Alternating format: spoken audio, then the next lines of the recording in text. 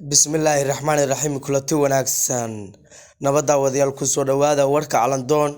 qodobada ugu waaweyn faahfaahin doona waxaa ka mid ah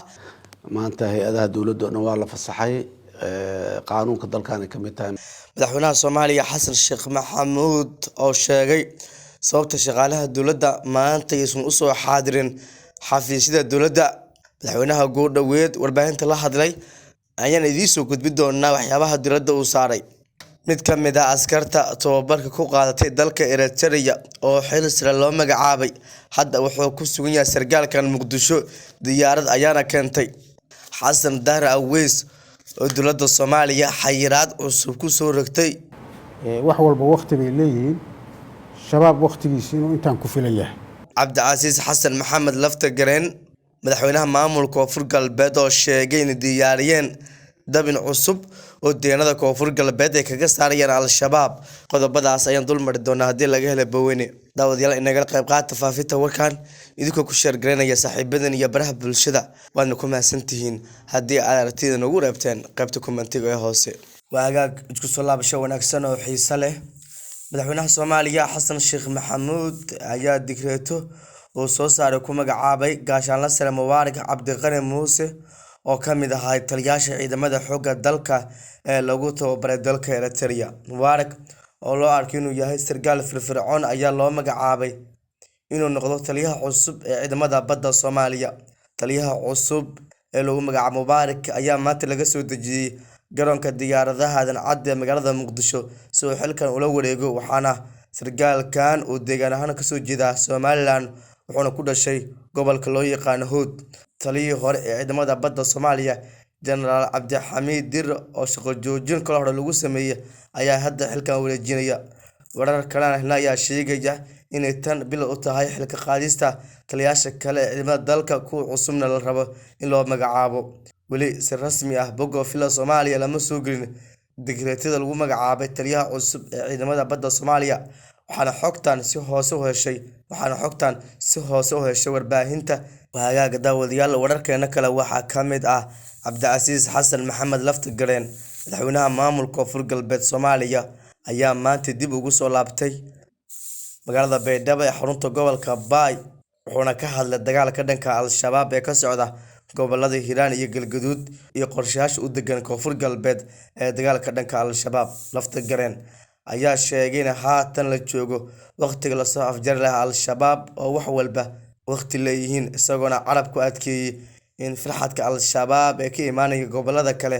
aysan suurtagal noqon doonin in Koonfur Galbeed ay gumaad ka dhigtaan waa sidoo hadalka u dhigay shabaab waqtigooda wuu soo dhamaaday intii dhibaato u geysteen shacabka Soomaaliyeed intan ayaa kaga filan waxaan naga go'an inaan soo afjarno sida ugu dhow al-shabaab ee ku dhuumaaleysanaya gobolada koonfurta Soomaaliya haatan waxaa howlgallada ka bilowdeen gobolada Boqol deegaanada kale waa in degdeg looga bilaabo ayuu yiri Laftagareen wuxuu ugu baaqay shacab ku dhaqan deegaanada maamulka Koonfur Galbeed inay u diyaar garoobaan in si wadajir loo dagaal al-shabaab sida shacabka gobolada Hiiraan iyo Galgaduud ula dagaalameen al-shabaab ma dhici doonto in Soomaaliya dhan al-shabaab iska soo saaraan oo anaga kaliya uga ekaadaan oo Koonfur Galbeed noqoto mid bahal galeen ah ayuu yiri Laftagareen hadalka ka soo yeeray Cabdicasiis Xasan Maxamed Laftagareen ayaa imaanaya xilli dagaalo culus oo ka dhanaa kooxda al-shabaab ee ka socdaan gobolada Hiiraan iyo Galgaduud oo bil u noqday kacdoon ka dhan al-shabaab oo haatan ku fidiya gobolada kale ee dalka xogta dhabta ah ee Koonfur Galbeed maanta ay ku sugan tahay iyo baahida ay qabto iyo waxaan u baahanahay in nagala kaalmeeyo runtii si aad iyo aad u fiican baan loo soo dhaweeyay ballanqaadyo badan oo baahiyahaas ayaga wax looga qabanayo na waa naloo sameeyey abiilka annaga waa kan abaarta waxaa ilaahay mahadiisa ah in shalay iyo xalay ay roobabkii dayrta ay bilowdeen oo ilaahay uu na qaboojiyey alxamdulillaah ilaahay mahadiisa ilaahay ha noo ziyaadiyo abaarta iyo waxaasoo dhan waa nimcada ilaahay baa looga bixi karaa ilaahay baa dad ka bixiyo bini aadan kaalmadaas ma ahane wax kale uu galo male marka ilaahay waxaan ka rajaynaynaa inuu naxariistiisa na soo gaarsiiyo. Intaas kadib runtii intii aan maqnaa nimankan nabadiidka ah oo Soomaaliya oo dhan mushkiladda ku ah dagaallo iyo weeraro iyo howlgallo xoog leh yaa koonfur galbeed ka dhacay. dadna waa ku dhinteen, dadna waa ku dhaawacmeen. intii dhimatayna allaha u naxariisto, intii dhaawacana allaha caafiyo. waxaan mar horena horay u sheegay, haddana ku celinayaa, loona baahan yahay oo muhiim ah bisaylka dadka Soomaaliyeed ay gaareen oo ay ku filan tahay intaan ka badan. wax walba waqti bay leeyihiin, shabaab waqtigiisa inuu intaan ku filan yahay. dadka Soomaaliyeedna waa fahmeen, annagana dadka Soomaaliyeedan ka mid nahay. waxaan u baahannahay marka mushkiladooda inaan tilaabo xoog leh aan qaadno.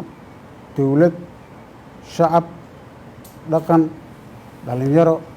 haween, si wada jir ah, beled iyo baadiyabo in loo istaago sidii aan mushkiladan shabaabka aan isu dhaafin lahayn. saa la socotaan intii aan maqnaa 3 isbuuc runtii meelo badan oo ay koonfur galbeed ka mid tahay yaa howlgallo muhiim ah laga sameeyey oo isteedyadaas kale Soomaaliyeed ah sida Hirshabeelle iyo Galmudug laga sameeyey. guulo badan baana laga soo gaaray. annagana waxaan rajaynaynaa inaan guulahaas oo kale gaari doono. sidaas oo kale gobolka Bakool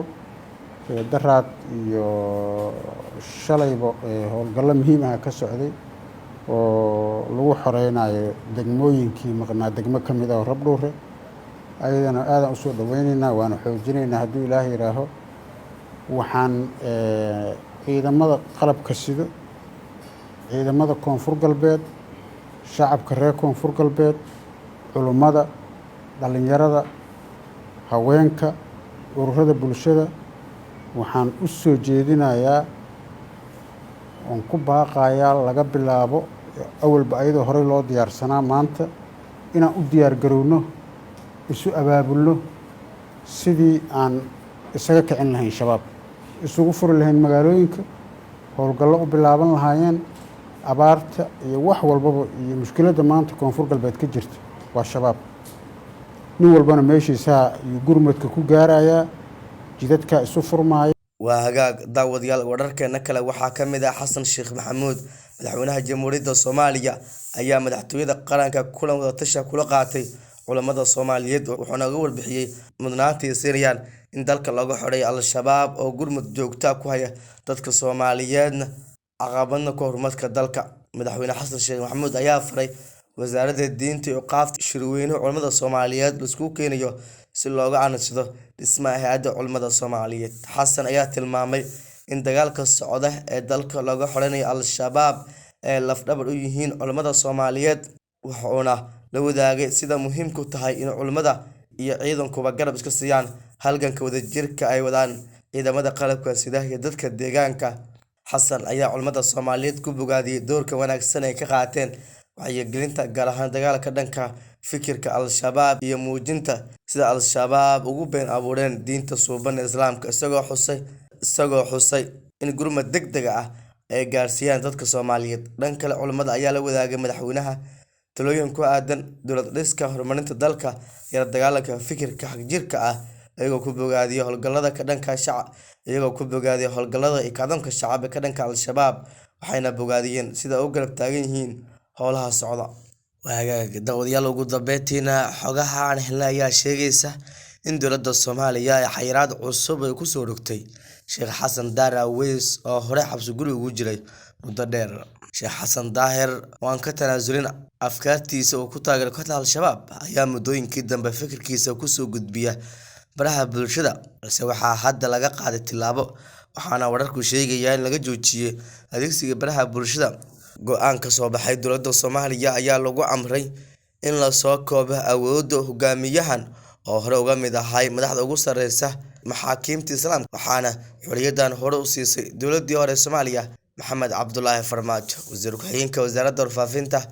Cabdiraxmaan Al-Cadaal oo la weydiiyey fariimaha Sheekh Xasan Dar Aweys oo mariyo baraha bulshada ayaa sheegay inuusan jirin qof loo ogol yahay inuu Al-Shabaab taageero tilaabo ay ka qaadi doonaan dadka ku dhaqma. Arrintan ayaa timid kadib markii amar ka soo baxay wasaaradda warfaafinta xukuumadda federaalka Soomaaliya ku saabsan in la baahin fariimaha Al-Shabaab lana xiriiray